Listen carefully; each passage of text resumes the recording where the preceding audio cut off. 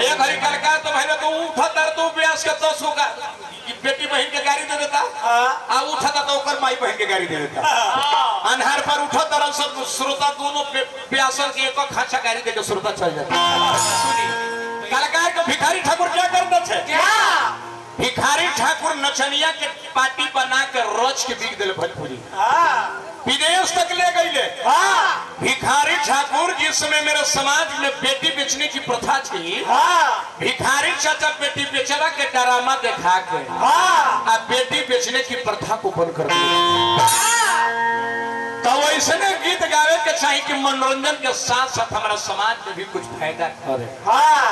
कहे के मतलब कलाकार के मतलब ही बात एक घड़ी कलाकार तो भैया तो उठा तर तो ब्यास के 10 होगा बेटी बहन के गाड़ी दे देता आ उठा था तो ओकर माई बहन के गाड़ी दे देता अनहार पर उठा तरह सब श्रोता दोनों ब्यासन के एक खाचा गाड़ी दे के श्रोता चल जाता।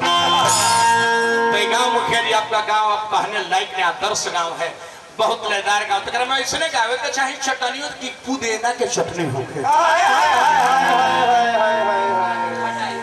रामाशंकर जी ना कहते कि नीतीश कुमार जी दारू बंद कर दिले तब पिए वाला सोचे तरह से भाई मेरे घर के सामने मैया एगो भट्टी खुल जाए हम मुट्ठी भरे भरे 2-4 पैक मुखिया जी शराब कोनो खराब चीज ना है ना। कौन कहता है खराब? दुनिया का कोई चीज खराब नहीं है जी, नहीं बशर्ते ओवर होगा तब ओवर होगा। हाँ जैसे शराब ही एगो रतन है, 14वां रतन समुद्र मथन से निकला है मधुआ नाम से बाबा, लेकिन अब शराब के नाम से जाना जाता है। शराब खराब रहता तो गवर्नमेंट अपना फौज को पीने के लिए इशू नहीं करता। नहीं शराब खराब नहीं है, ओवर होगा कोई चीज तक ओवर होगा। खाए के बड़ा 250 ग्राम 3 किलो खा के देखिए गोबर हो जाए।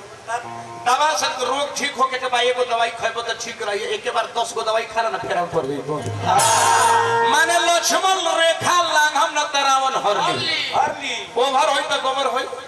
शराब पियता नहीं तो दवा के रूप में ली तब ठीक रही। जे शराब पियता तब तक ठीक बा। आज जेकरा के शराब पिए लागल नु जेकरा के शराबवे पिए लागल वही बाउर पति कहीं गड्ढा में लेके गिर वही ओवर पति। तो जेकरा के शराब पियता वैसे इंसान के 3 फायदा पावर पावर जेकरा जौन इंसान के शराब पिए लागल वो इंसान के 3 फायदा पावर पावर ओकर घर में कबो चोरी ना होई। वो कैसे? पियही में लुगरी गेठरी मोटरी चौखट के मारी सब बेच देले बाड़ो तो चोर बुरबक ना हका की माटी चोरावे। दूसरा फायदा क्वेश्चन पर कुकुर ना भूकी। वो कैसे? चलल बड़ा पी के आ कुकुर देख लेलस वो कहता के सुन मरलू के हमरा लेके मुंह कुकुरा भी दुम दबा के भाग जाता कि अरे हमार बाप से भेंट हो गई लात धदी भाग पी। तीसरा फायदा क्वेश्चन शराबी कबो बुढ़ारी ना देखिए काका। वो कैसे? मुखिया जी जेकरा के शराब पियता उ बुढ़ारी ना देखिए। वो कैसे? भाई पीते पीते जवानी में दोनों किडनी ले गई तो सब कोई लालू जी के पुत्री रोहनिया चार ना अभी किडनी देके तोरा जी ना खा। पहले के मेहरारू अपना बलमुआ के नाम ना धरे लोग हमारे भारत के संस्कृति रहल। पहले के नाम ना धरे लोग पूर्वक के पति हुए तक पति के लोग परमेश्वर जाने। आज के मेहरारू जमाना ऐसा बदल लोग पति के धनेश्वर जाने लगे। पहले अनपढ़ लोग हरे जो तो थोड़ी काहे ना खाना ले जाते रही तो हाँ खा के अचरा सुखियावत रही। आप सोचत रहे लोग कि प्रसाद छोड़ देते तो हम प्रसाद मिली था जुठवा छोड़ देता था। आज जुठवा छोड़ देला पारी पर बैठ के बेचारी खात रही अचरा से मुंह झाँप के कि मरद हमर मुंह ना दे। ई बात अब रहल ना एक घड़ी तो ससुर भैंसुर अगना में बढ़ले बनी अब पति पत्नी के प्लेट में चौंगी बना के ऊपर मुंह में ऊपर चम्मच ऊपर तब परिवर्तन ही प्रकृति का नियम है। तो जमाना कहाँ है अब आ गई बा गीतिया हमने का पहले 200-150 जोड़ी में गाई जब 5 जोड़ी में गावे लगने जा। परिवर्तन ही प्रकृति का नियम है। ऐसे भिखारी ठाकुर एगो भाव लिखनी परदेसी के याद में। हाँ कोनो जाके 12 बरस कलकत्ता रह गईले। हाँ आ कोनो रकीर जात रह तो मेहरारू कहले कि जाता नहीं कलकत्ता तो तनी बलमुआ के समाचार ले आई। वो कहले कि तोर बलमुआ के नहीं खिची ढो आ नाम धरे के हइये नहीं खे। तो भानु बताओ तर कि बिहारी हवे, धोती कुर्ता पहनेले, कान्हा पर गमछी रखेले, तो जन जे के हमर बलमुआ हो गए। ऐसे कहे के बाद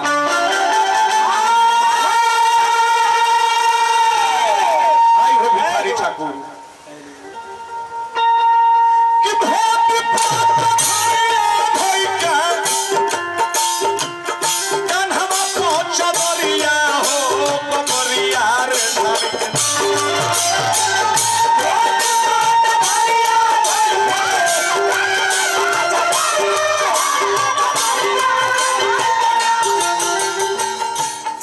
घूमत होई हन कौन सहरिया हो बबरिया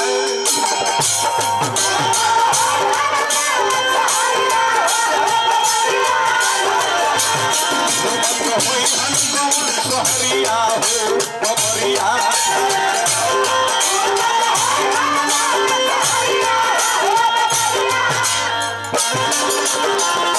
शंकर तिवारी बाबा की गोड़ लगनी आशीर्वाद के प्रतीक्षा दोबारा पुरस्कार देनी मुखिया जी भी दोबारा के देनी।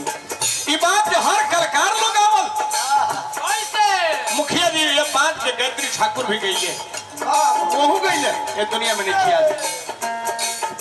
वीरेंद्र तिवारी भी तिवारी बाबा के हार्दिक हार्दिक प्रणाम बा।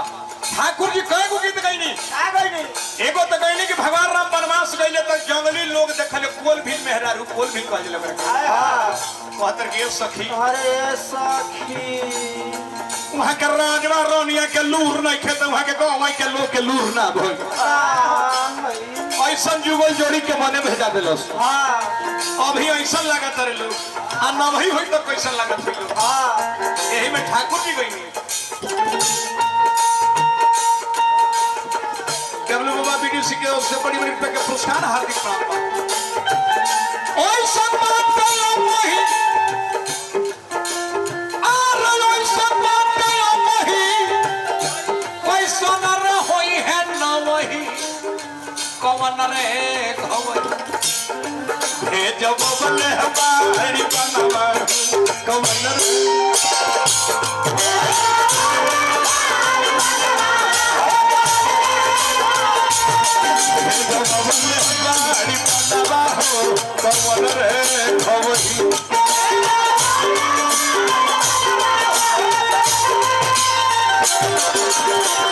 बाबा हमारा पप्पू तिवारी जी को पुरस्कार पानी हार्दिक हार्दिक प्रणाम बा। यही में सुदर्शन यादव भी गावे हनुमान जी के भाव। हनुमान जी संकट के मोचन है। अरे वैसा दुनिया में संकट के मोचन कोई नहीं है जो दुनिया के मालिक के भी संकट से उबार कर देनी। जब लक्ष्मण के शक्ति बाण लागल सजीवन कुटी पहाड़ राता रात लियान के जिया देली ऐसे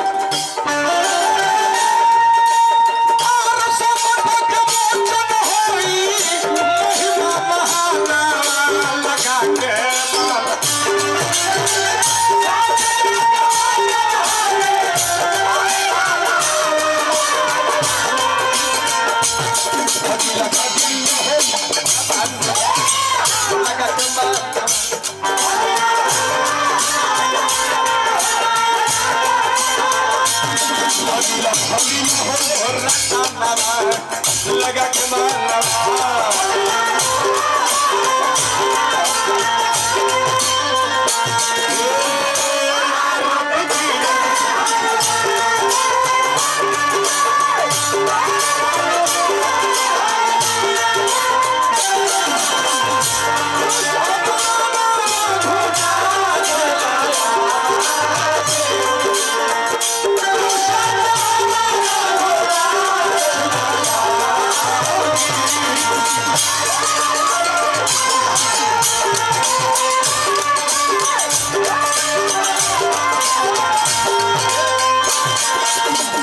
स्वर्गीय सत्यनारायण तिवारी की ओर से सम्मान में पुरस्कार मिलल पर प्रतिशत नहीं कामना करो तनु हनुमान जी के संदेवता है।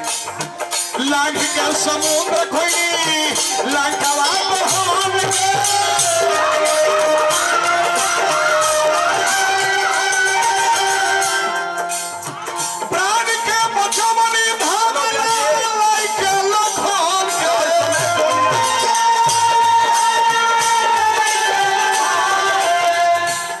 रुपए के पुरस्कार भाई तने हार्दिक प्रणाम। समय समाप्त के इशारा ओ सही बचाई है के कहे सुदर्शनवा लगा के